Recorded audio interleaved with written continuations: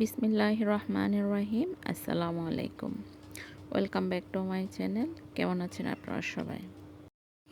আজকে আমি পাঙ্গাস মাছ দিয়ে ঢেঁড়স রান্না করব। চলুন দেখে নেওয়া যাক।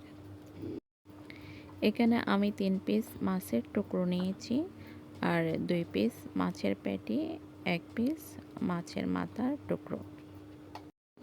মাছের টুকরোগুলো আমি প্রথমে ভালোভাবে লবণ দিয়ে পরিষ্কার করে নিয়েছি। কড়াই গরম হয়ে আসলে পরিমাণ মতো সয়াবিন তেল দিয়েছি, 2টা পেঁয়াজ কুচি করে কেটে তারপর দিয়ে দিয়েছি।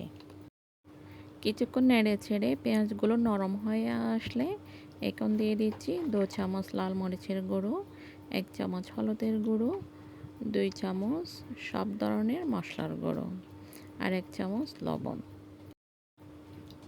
এরপর সামান্য একটু পানি অ্যাড করে দিয়েছি।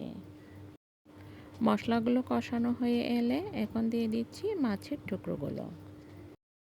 তারপর মশলার সাথে মাছের টুকরোগুলো ভালোভাবে মেখে নিচ্ছি।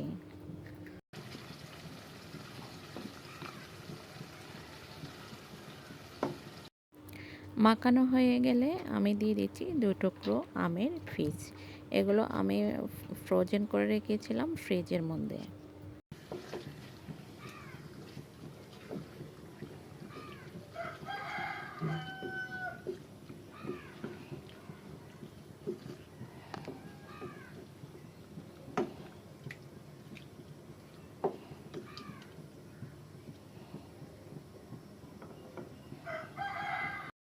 এখন ঢাকনা দিয়ে ঢেকে মৃদু আঁচে রান্না করব। মাছগুলো কষানো হয়ে গেলে এখানে দিয়ে দিচ্ছি আমি 2 মগ পানি। মাছগুলো একটু ঝোল ঝোল টাইপের রান্না করব।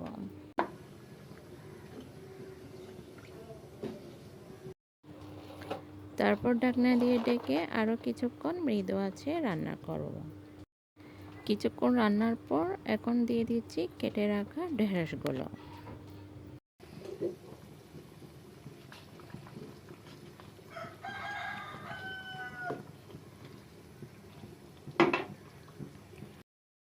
আবারও ঢাকনা দিয়ে ঢেকে মৃদু আঁচে রান্না করব।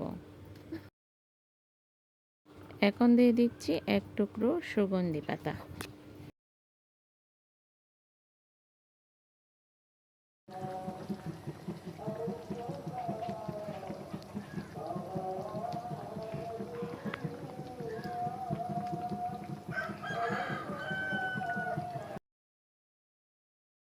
এই তো আমার মাছ দিয়ে ঢেঁড়স রান্না করা হয়ে গেছে।